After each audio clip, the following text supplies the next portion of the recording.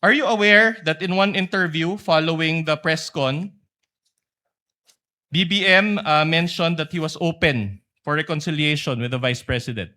I'm not aware of that. Not sir. aware, okay. I'll make you aware today. Can we play D-4-12, please? Mr. President, kayo po ba sa puso ninyo, gusto niyo bang makipagkasundo pa sa mga Duterte? Oo. Ako, ayaw ko ng gulo. Gusto ko makasundo sa lahat ng tao. Mm-mm. Mas maganda, wala na. Marami na akong kaaway. Hindi ko kailangan ng kaaway. Kailangan ko kaibigan. Mhm. Kagaya ng sabi ko sa'yo, pagka... Hindi ko... Magko-confess ako dito. Pwede naman po, para akong pari po nito ngayon na po. Ewan ko, kahit hanggat maaari, ako, ang habol ko, yung stability, peaceful, para magawa namin yung trabaho namin. Kaya ako, laging akong bukas sa ganyan. I'm always open to any approach na, alika, magtulungan tayo. Diba? Kahit hindi tayo magkasundo sa polisiya, hindi tayo magkasundo. Gawin nyo yung trabaho, pero wag na tayong nanggugulo. Mm. Wag na natin, tanggalin natin yung gulo. All right. Attorney Lotok. So based on that video, BBM was open to reconcile with VP Sara, correct? Anong date po ng video, sir? We will provide the date in a while. They're researching on it. But even without the date, you can confirm. Di gusto kong malaman kung anong date, sir. So you cannot answer the question without us providing the date of this Tingnan interview? ko kung ilang buwan na yan after nung November 23. All right. Tingnan ko. Move on, Council. While you're checking on the date, you can go back to that topic. Now, assuming that this happened after, do you still maintain that BBM really believed in his mind that VP Sara would harm or kill him? I mean, how would I know that, Your Honor? Precisely. So you don't know. You cannot know that, Your Honor. Correct? Yes.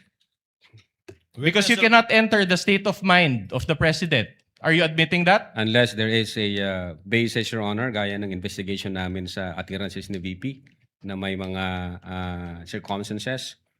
Pag yan lang ang nakita ko, siyempre hindi namin ma-establish yung state of mind ng presidente. But isn't it in your affidavit of investigation, you mentioned about the state of mind of the president? State of mind of the president based Correct. After the statements of VP Sara, you interpreted the mind. It's like you went into the mind of the alleged offended parties, BBM, FL, and the speaker, and based on your own interpretation, you determined or concluded that they were threatened. Is that not the case? Yeah, ang sinabi doon ng presidente, nakakabahala yung mga narinig natin itong mga nakaraang araw. And then isa itong kriminal na pagtatangka, ito'y aking papalagan. So at that moment, the president took the utterances serious and real, sir. But you just based that on his own statement. You did not enter his state of mind, correct? Objection, Your Honor. I think where is this leading? What's the A objection? witness is being asked to What's the enter basis for state the of objection, mind. Your Honor? Kindly wait for the counsel for prosecutor to finish his Incompetent, Your objection. Honor. Incompetent. The witness already said that based on their investigation, based on the statement of the president, after the event, he said that they determined that the president felt threatened. And the question now is, did you enter his state of mind? Your Honor, please, I think I'm now objecting on the reason that this person is incompetent to Your Honor, enter. we will be satisfied with just the basis. If he had said incompetence, we would ask for a ruling already. He doesn't have to lecture, Your Honor, and for the record. Kindly reform, counsel. I think I know where you're getting at. All right. My question to you is this. Do you have background on forensic psychology? No. Do you have a background on behavioral psychology? Well, we were taught about Just that yes or subject no. matter in Just the a academy. yes sir. or no will do. Do you have a forensic psychology department in the NBI's cybercrime division? Forensic psychology. Yes. We have BSD. We have medical legal department. Medical we legal have, only. We Okay. have psychiatrists. All we right. have psychologists. We have All of those, sir. All right. In other words, you do not have a professional assessment of the mind of BBM when you conducted this affidavit of investigation, correct? Okay, sir. The investigation, ganito po ang nangyari. Nung nag-comment yung presidente na nakakabahala yung mga utterances, pwera lang ho doon, tiningnan namin yung comment ng iba't ibang government agencies na ganun din yung kanilang reaksyon, nakakabahala yung sinabi ng Vice Presidente, magiging issue yan ng national security. Pwera lang ho yun, kinonsider din namin yung comments at impression ng mga media personalities na nag-participate doon sa online press conference. Sabi nila, na-shock sila, nabigla sila, hindi sila na parang totoo yung galit ng Vice President. And then aside from that, from those facts, ganun din ang ginawa namin sa former speaker sa kanyang reaction. So taking all these facts and circumstances, na-establish namin na indeed yung reaction ng presidente is trinato niya na seryoso at totoo yung utterances na yon na ginawa ni VP Sara noong 23. So ito ho, kaya lang dito, ipapakita nyo sa akin yan lang mag-isa, hindi namin nakita yung ibang circumstances. Hindi ho ako makakapagsabi kung sa mind ng presidente is pinatawad na ba niya, ayaw na niya, hindi na ba niya kinoconsider yung mga threat na yon. Pag ganyan lang, Your Honor, sa investigation kasi kailangan makita namin yung iba't ibang circumstansya para ma-establish namin whether or not, ito yung ibig niyang sabihin, ito yung intention niya. For the record, Your Honor, the date of the video is May 19, 2025. So this came after. 2025. So, mga 7 months, sir? Yeah. 7 months. All right. So based on your experience as an investigator, baka pwedeng ano na. Again, hindi siya consider niya sufficient. na nabaguhin Hindi yung- siya sufficient para makita namin. Kasi, Anyway, we know for a fact na... We're satisfied with your Yeah. first answer. The witness still answering? Well, I didn't even ask a question, Your Honor. You did, counsel, when you gave the date and asked for his opinion. Kindly finish your answer. Thank you, Your Honor. Ito. As lawyers, we know for a fact that the state of mind can manifest based on the overt acts of the speaker. So dito kasi, kung ito lang ang pagbabatayan namin, then we try to establish yung intent o yung state of mind ng presidente, kulang ho yan. So siguro kung may makikita pa kaming ibang circumstances na magpapatunay na binaliwala niya na yung utterances, pinatawad niya yung vice presidente, and things like that, then we can somehow said, mukha nga ang totoo yung sinabi ng presidente na pinatawad na niya. All right, but I'll move on to a different point. Before counsel for the respondent continues, what is the pleasure of Senator Judge Cayetano? Just one specific Alan? clarification on that point, just so that we don't lose the point. The With your gentleman permission, may proceed. Mr. Yeah. Excuse me lang sa prosecution and sa defense. Witness, one point lang, maybe one Yes, or sir. two questions on that Yes, point. Your Honor. Sabi mo, the President, sa pananaw mo, and yung iba, Speaker Martin felt threatened. Base doon sa investigation namin, sir. Base sa investigasyon at base sa video. Base sa video, sa investigation, at sa ibang testimony. So if they felt threatened, that means tingin nila totoo yung sinabi ni VP Sara na patayin sila. If Kasi they wouldn't feel threatened if they don't think na she meant it, na patayin silang tatlo, right? in our investigation, they trinato nila yung utterances as seryoso. Yes, At so banta they ito. won't feel threatened unless tingin nila seryoso yung threat. According to them, seryoso yung threat, Yes, sir. okay. But the threat was, pag pinatay niyo ako, papatayin ko kayo. So kung hindi naman nila sila balak patayin, why would they feel threatened? Unless you're saying now, you think, balak nga nilang papatay si Vice President. Actually, sir, ito, from the point of view of law enforcement like us, yun nga yung naging alarming na issue dun na sa amin, sir. Sa No, amin I agree. I'm also, Mr. Vitesa, I'm also alarmed with the language, with saying that. I'm alarmed with what's happening in our country, in flood control, etc. But that's not my point. My point is, in your investigation, para maging grave threat, kailangan yung party na trineten feels threatened. Pero ang sinabi ni VP Sara, pag pinatay ako, patayin silang tatlo. So kung wala naman silang tatlo balak na patayin siya, why would they feel threatened? Did that not come into your mind as an investigator? What comes into your mind, Your Honor, is yun nga yung possibility na God forbids may mangyari sa BP na hindi naman alam nung tatlo, then mati-trigger ngayon yung instruction, then papatayin yung tatlo na hindi naman nila alam. At the same time, No, may then in mga that- ibang grupo Then in na that case, hindi ba logical, because you're the president of the Philippines, you order the PSC to make sure that walang mangyari sa kanya rather than baliktad na tinanggalan siya ng security.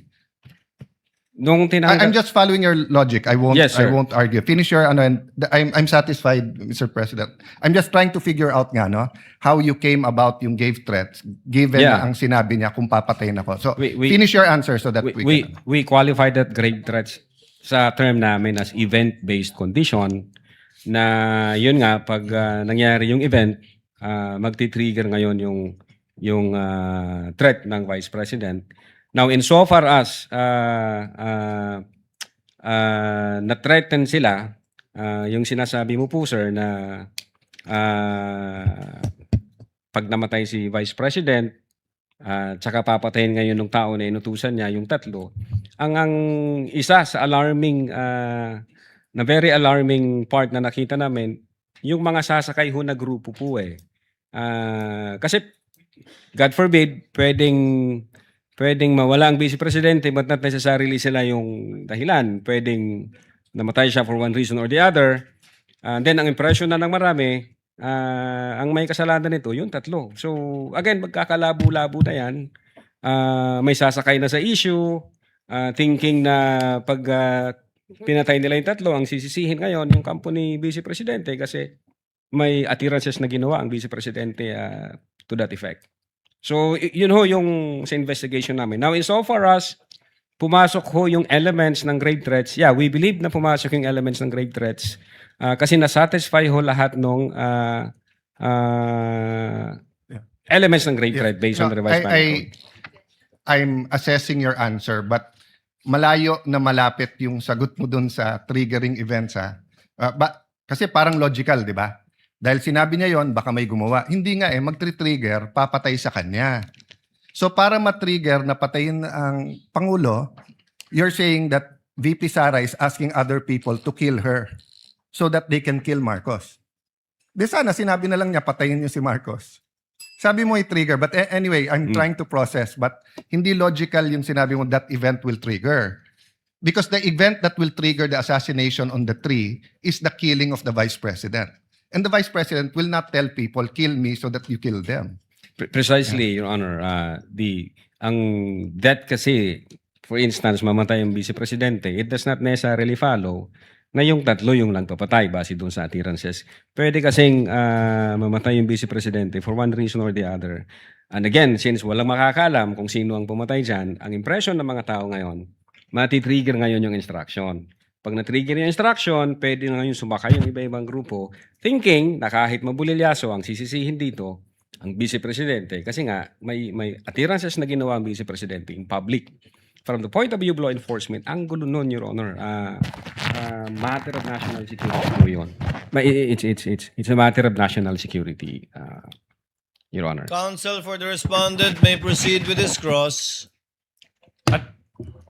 So just before I leave this point, at any rate, you made all those observations and conclusions without any background on forensic What do you mean? psychology, correct? I don't have background for forensic All right. psychology. Okay, that's enough.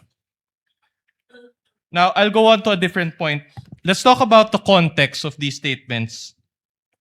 The press con included a question and answer portion. Again, sir?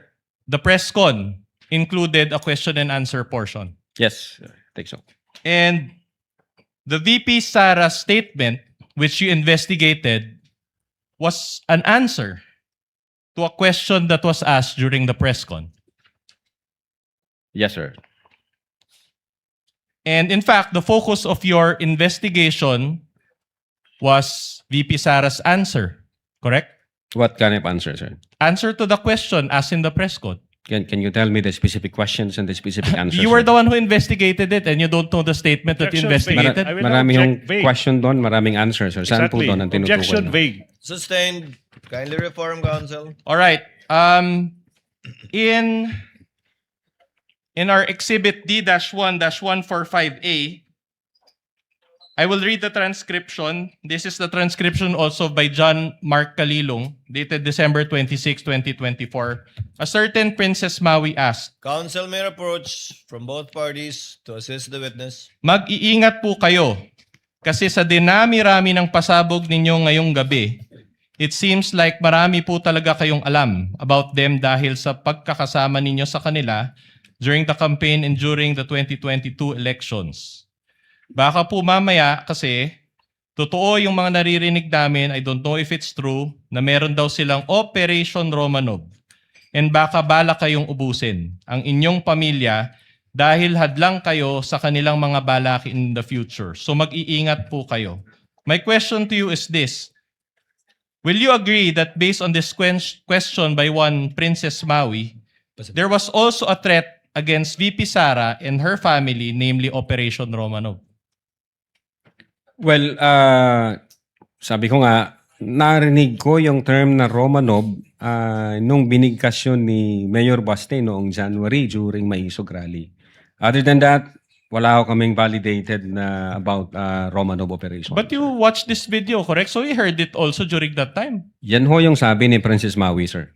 So you heard Then, it. Nag-invite kami kay Princess Maui, tinanong ko yung agent on case, kung nag-invite ba tayo kay Princess Maui, ang sabi ng agent on case, hindi raw siya nag-appear. All right. Kasi we want to clarify With the things. permission of the counsel for the respondent, what is the pleasure of Senator Judge Rafi Tulfo?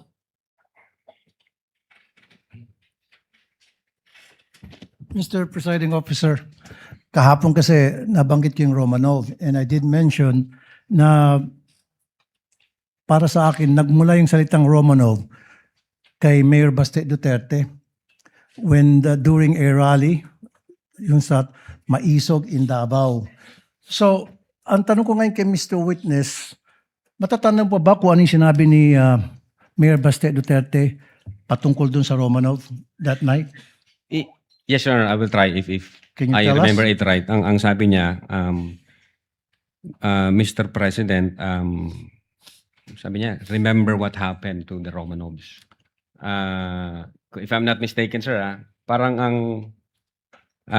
sinasabi niya, kasi mayroong... No, I think when you go to bed tonight, continue. Yes, sir. Yan. Sabi ko yan. Okay? When you go to bed tonight, think about the Romanovs. Yun po yata yung pagkasabi.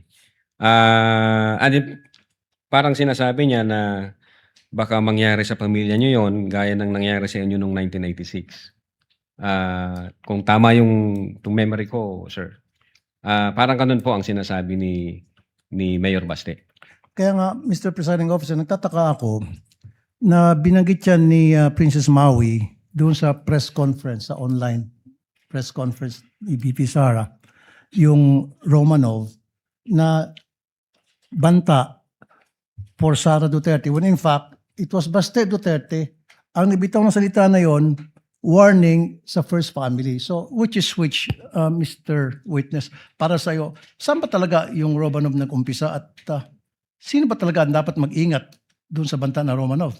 Yeah, insofar as our investigation is concerned, since nag-start yan doon kay Mayor Baste, at wala ho kaming ma-validate na ibang Romanov operations na nangyari, I think nag-start yan sa kanila, sir, sa kapatid ng Vice Presidente. Thank you, Mr. Witness. No other questions? Mr. Presiding Officer.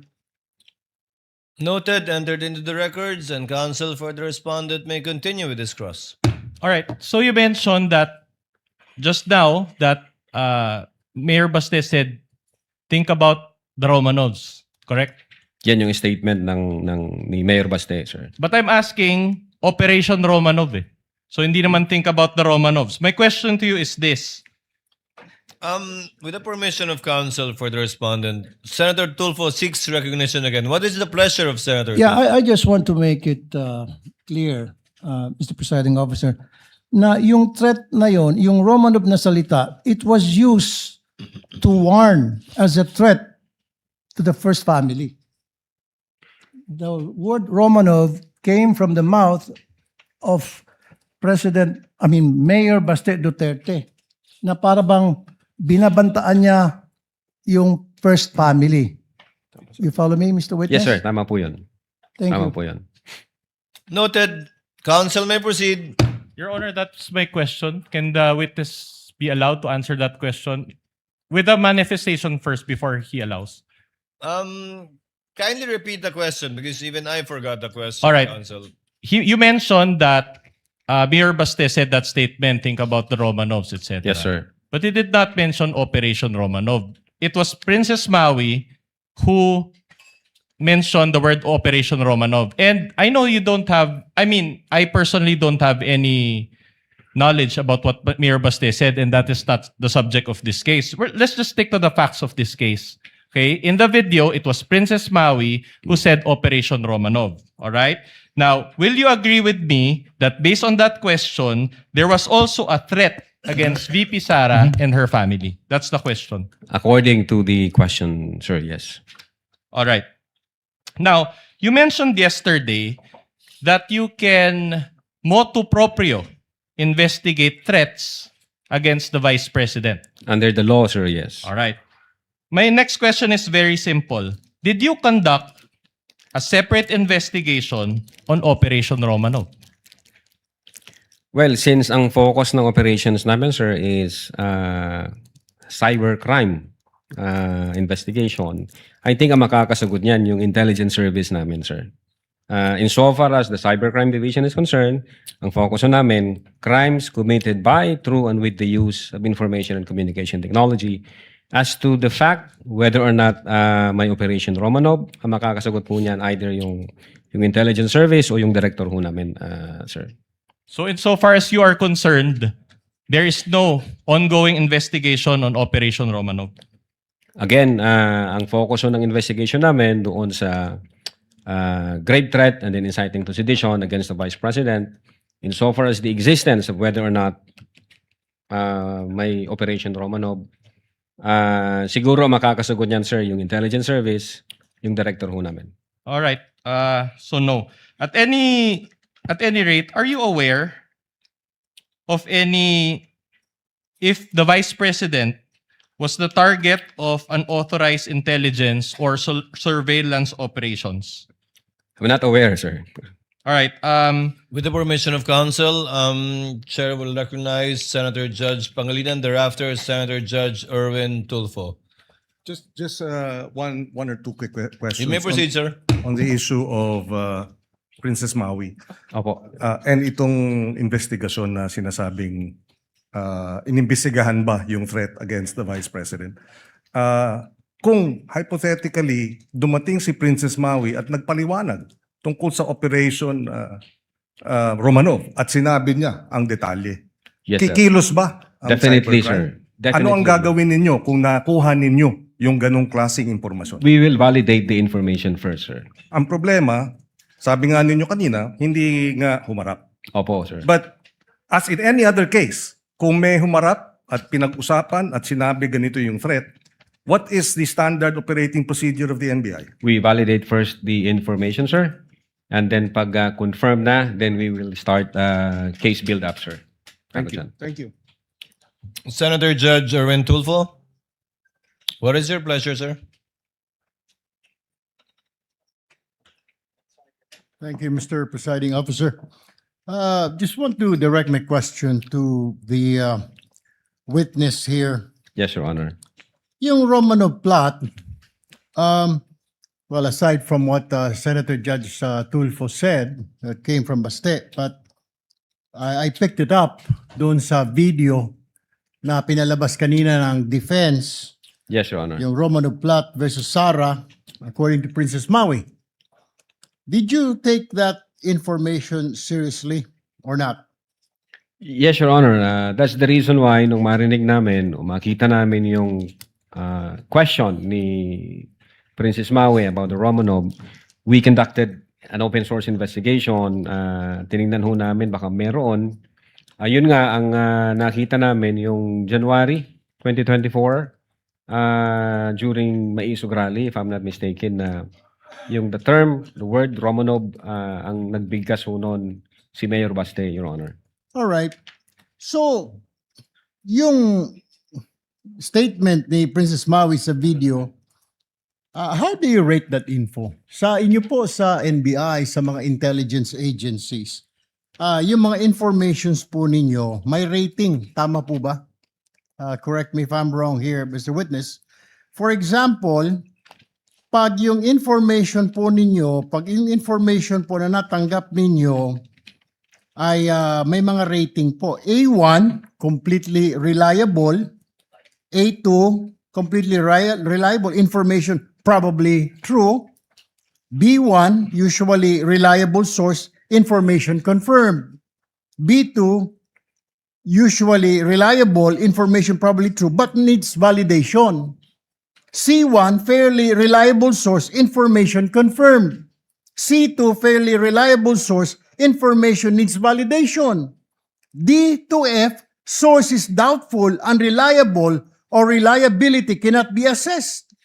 So, saan yun nilagay yung sinabi ni Princess Maui? Saan dito sa classification po na ito ng source of information? Is it A1, A2, B1, B2, C1 hanggang DF?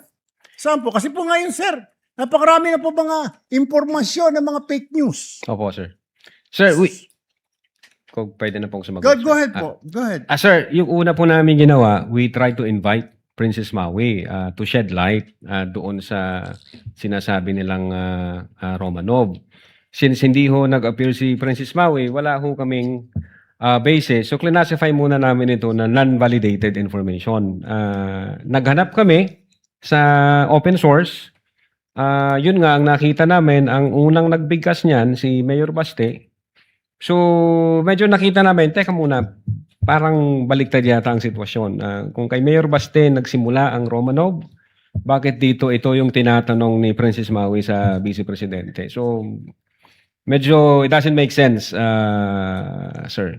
Wala kaming na-validate since hindi nag-appear si Princess Maui. So, we classify the information as unvalidated So, information. what you did, nung hindi mo ma-confirm yung kay Princess Maui information, naghanap ka ng Opo. counter source, Yes, sir. Open source, sir. open source, okay, to validate. Yes, sir. And what happened to that source? Yeah, based doon sa video na yon, January, if I'm not mistaken, yun nga, yung Maisog Rally, Your Honor, ang unang nagbanggit ng Romanov, si Mayor Baste, parang tinatakot niya yung presidente. Okay, Doon. Mr. Witness, I'm running out of time. So, isa lang pong tanong ko. So, yung information po ni Princess Maui dun sa video, yung sinabi niya kay BP, eh hindi po reliable. Hindi reliable insofar as the cybercrime division is concerned, Thank sir. you, Mr. Presiding Officer. The interventions of the Senator Judge are noted. What is the pleasure of Senator Judge Villanueva? Thank you, Mr. Presiding Officer, Mr. President. Just a very quick question on this particular topic, and I will no Gentleman longer. may proceed. Thank you, Mr. President. I will no longer dwell on the Operation Romanov, despite the fact that thank you to Senator Judge Rafi Tulfo who told me that about the dates, and I will not even mention or tackle the conditional threat. But I was looking at this NBI letter dated 2nd of December 2024, marked as Annex I. This is prosecution's P4-5 exhibit. Responded Duterte to appear in connection with the investigation of the alleged grave threats. Mr. Witness, nakasaad din po dito sa sulat na iniimbestigahan ng NBI yung mga banta laban sa kanya at makakatulong po dito ang kanyang pagharap sa investigation. Tama po ba ito, Atty. Yes po, Your Honor. Tama po yan. Dahil po hindi personal na pumunta ang ating Vice Presidente, ano po yung naging epekto nito sa investigasyon ninyo sa mga banta laban sa kanyang buhay? Gusto ko lang malaman, ipinagpatuloy nyo po ba ang investigasyon ng NBI? What is now the status of this investigation? Yes, sir. Since yung second letter ng Vice President through her lawyer, may sinasabi doon na may threat sa life 6 months ago pa. So, nung trinay naming i-check yun, Your Honor. Ang nakita lang naming relevant information as to the security, yung pagbabawas ho ng 75 PNP personnel from BPSPG, if I'm not mistaken. And then, I think transfer ho yata yung mga personnel na yan sa Manila. And then when we check the record, yun nga, merong pang, based on the COA record, merong pang 335 more or less if I'm not mistaken, na security personnel ang Vice Presidente. So, other than those facts, wala ho kaming makitang relevant na security issue dahil yun nga, hindi naman nag-appear ang ating Vice Presidente, hindi naman sila nagbigay ng any information na pwede namin pagsimulan po. So, But, opo, so after that, you did not pursue anymore the investigation on the threats against the Vice President? ang alam ko, ang aming intelligence service ay may monitoring na ginagawa from time to time. I ask this question, Mr. Witness, and for the our people.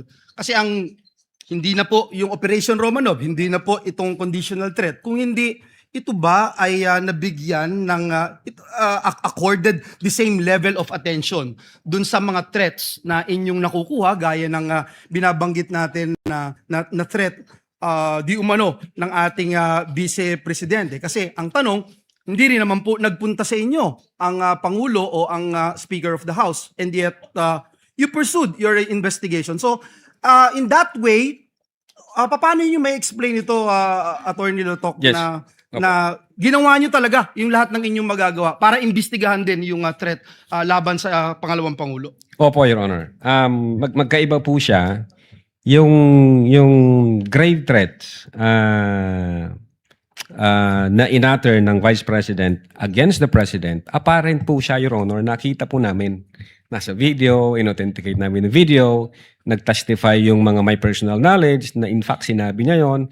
So, malinaw ho na nag-exist yung utterances na yon that qualifies the crime of grave threats. Dito ho, sa threat ng Vice Presidente, wala ho kaming ganong same na information na nakuha. Wala kaming apparent na mayroong threat against the life ng Vice Presidente. Kasi nga, hindi sila nagbigay ng specific information, hindi ho nagpakita ang Vice Presidente para mag-shed light doon sa investigation namin.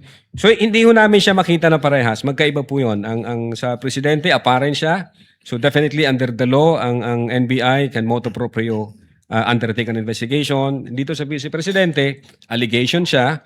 Wala kaming ma-validate na information. So, hindi ho pa magti-trigger yung investigation doon. But, I am sure, insofar as the intelligence service of the NBI is concerned, continuous ho yung monitoring yan at naghahanap po sila ng mga lead para masolidify yung information na yan. Thank you, Mr. Witness. I know the law.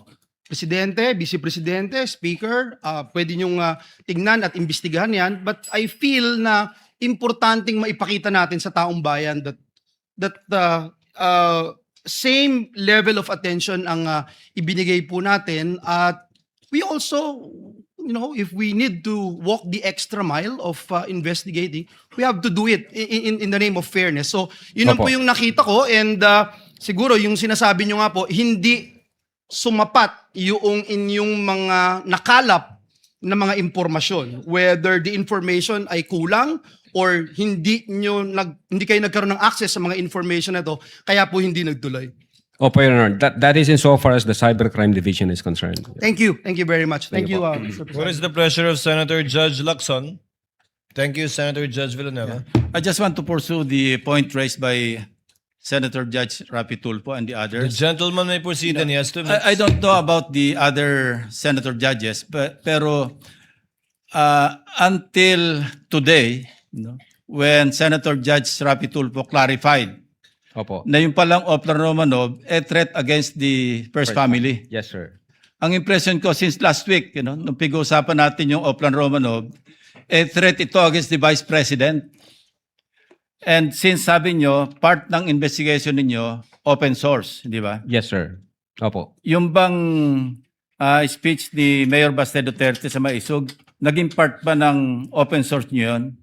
Part ng In this particular investigation that you conducted? hindi po siya nag-form part as So kulang yung kasama inyong doon. open source. information. Hindi po kami nakafocus sa Romanov, Your Okay. Honor. Okay. Was it also your impression na yung threat do sa Romanov was directed against VP Sara until today? I don't... Please be honest. Yeah, yeah. Don't be ashamed. No? Yeah, I don't think so, Your Honor, kasi unang-una, ang context ng Operation Romanov against the first family. I know. So it definitely against the president and his family, Your Honor. Ngayon, nung tinanong ho siya ni Princess Maui, doon nga kami nagtaka. Anong ibig sabihin ng Romanov? Anong context niya ng Romanov? Bakit against sa vice president?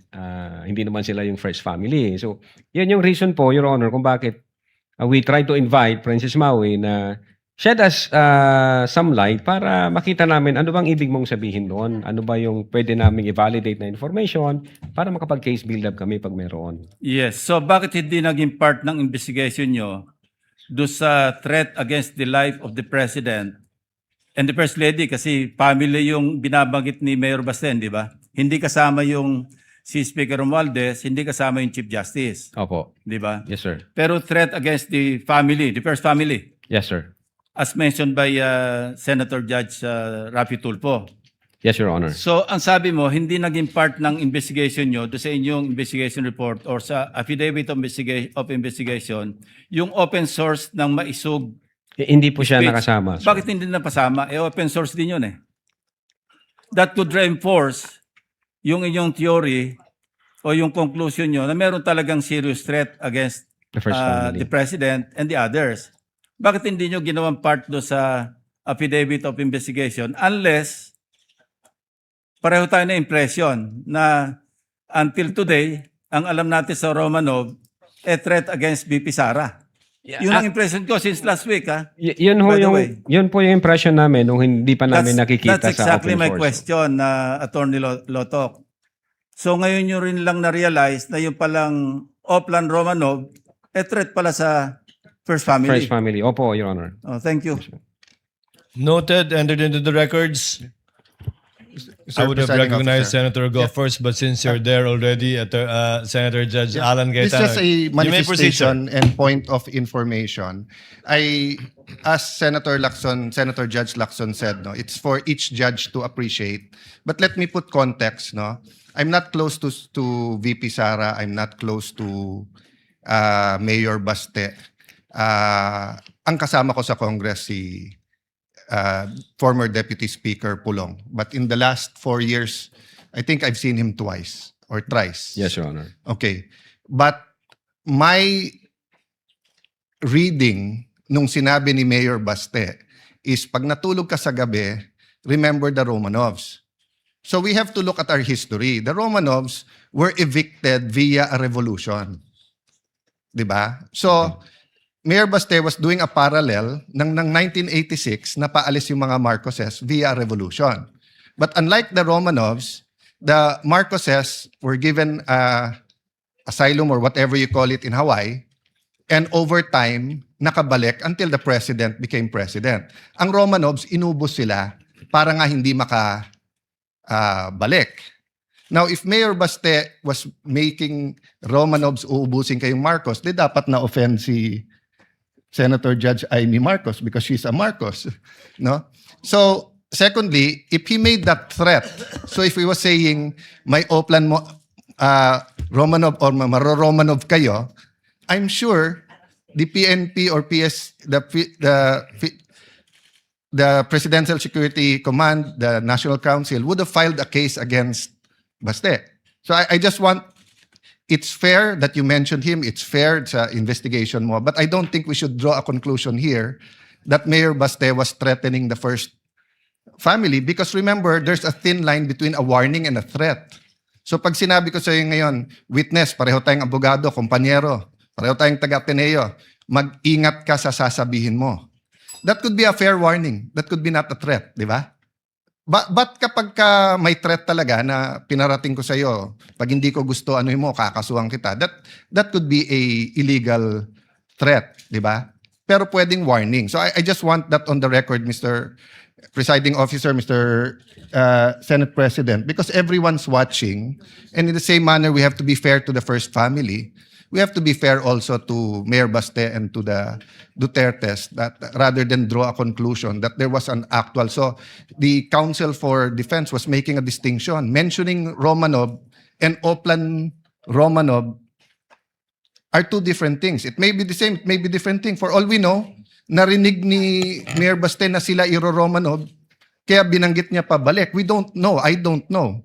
I haven't discussed it with anyone. I haven't discussed it with the few senators na kaibigan ko dito. So let's just be circumspect and careful from making conclusions. But as far as it is relevant, Mr. Presiding Officer, I appreciate the answer of the witness. Thank you. Thank you, Your Honor. Senator Go, thereafter Senator Padilla. Senator Go, you have 2 minutes, sir. Thank you, Mr. Presiding Officer. Balik muna tayo dito sa ating bayan. Masyado nang malayo, inaabot natin. To our Mr. Witness, some questions lang po, no? Yes po, Your Honor. Nabanggit nyo kahapon na 20 years na ho kayo sa NBI. 12 years, Your Honor.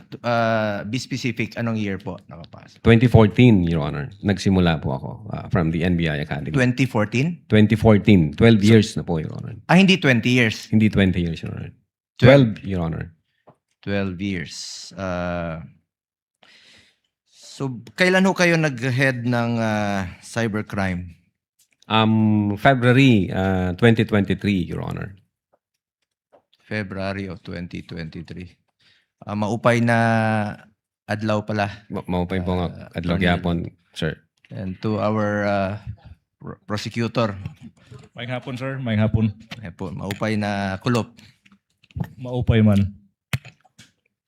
Kailan ho kayo naging RD? July 2025, sir.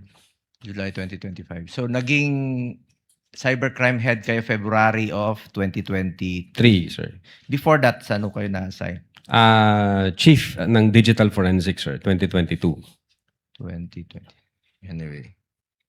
So, meron ho bang nag-recommend sa inyo or wala na, nag-apply lang kayo o sino Ng ano po, sir? Naging head kayo ng cybercrime? As Chief of the Digital Forensics, I was designated by the then Director Medardo J. De Lemos. Then as Chief of the Cybercrime Division, I was also designated by the then Director Medardo J. De Lemos, sir. 2016 to 2022, saan kayo na-assign?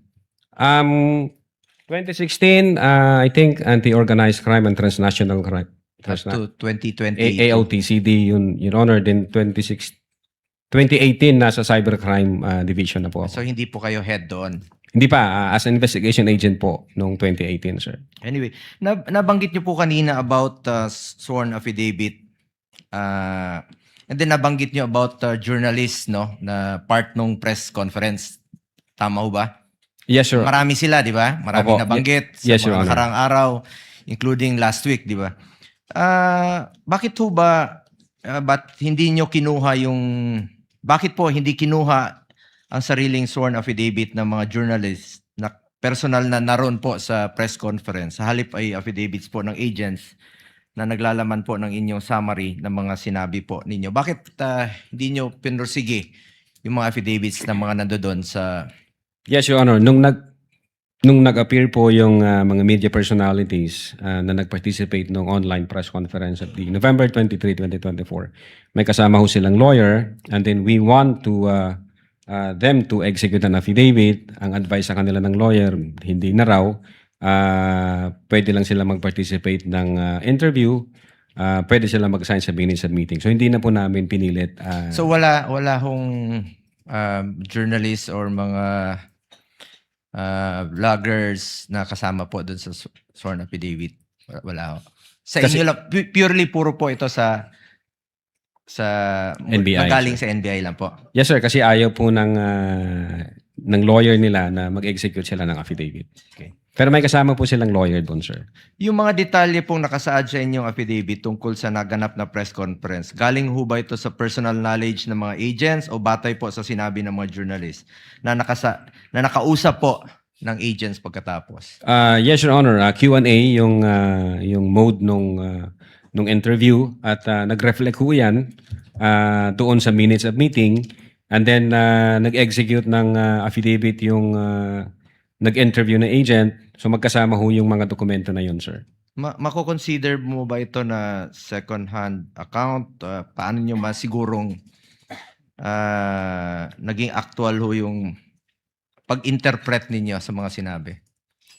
Ano pong interpret, sir?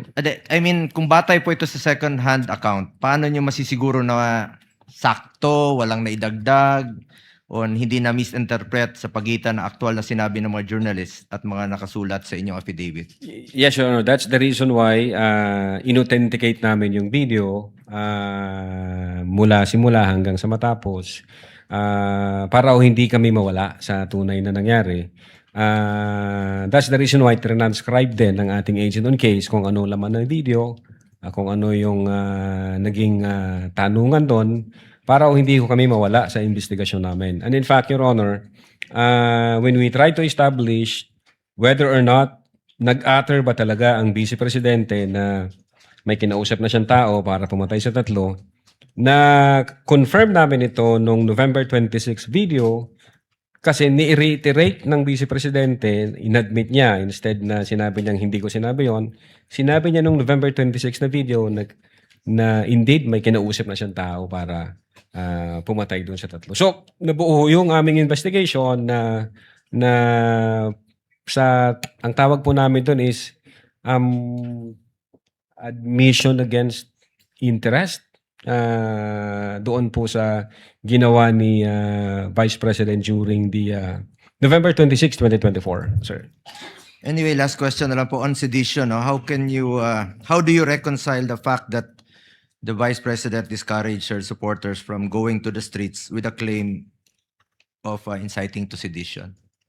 Ano po yung, sorry. On sedition charges, di ba? Yes, sir. How do you reconcile the fact that the Vice President discouraged her supporters from going to the streets with a claim of inciting to sedition? Well, in inciting to sedition, Your Honor, specifically in the case of People versus Nabong, it is not necessary na magkaroon ng actual sedition. The law also penalizes if the seditious words would encourage people to do illegal acts or to overthrow government. In other words, if the speeches would stir up the people to go against the government, if the speeches would disturb the peace of the community, if the speeches would undermine public order and public security, hindi ho necessary na magkaroon ng actual na sedition. That's under Meron law, ho sir. bang nagawa yung Vice Presidente na gaya ng sinasabi niyo ngayon? Nagawa pong inciting to sedition, sir? Based sa findings namin, sir, yes. Based po sa findings namin. Ganito po ang nangyari. Kinumpare po namin based on the content and context of the utterances made by the Vice President in November 23, 2024, the utterances made by the Vice President in October 18, 2024, then the utterances made by the Vice President in 26 November 2024, and other facts and circumstances. Nung trinay po namin i-compare siya, may nakita ko kami ng mga utterances that would stir up the people against the government. For example, Your Honor, nung October 18, ang sabi ng Vice Presidente, walang number 1 ang Pilipinas na to, hanggang number 2 lang to para sa akin. Wala itong number 1. Kinumpara ho namin nung November 23, ang sabi doon sa November 23, I do not recognize anybody above me. It's a reiteration dun sa kanyang sinabi. That's number 1, Your Honor. Then number 2, may sinabi siya noong October 18 na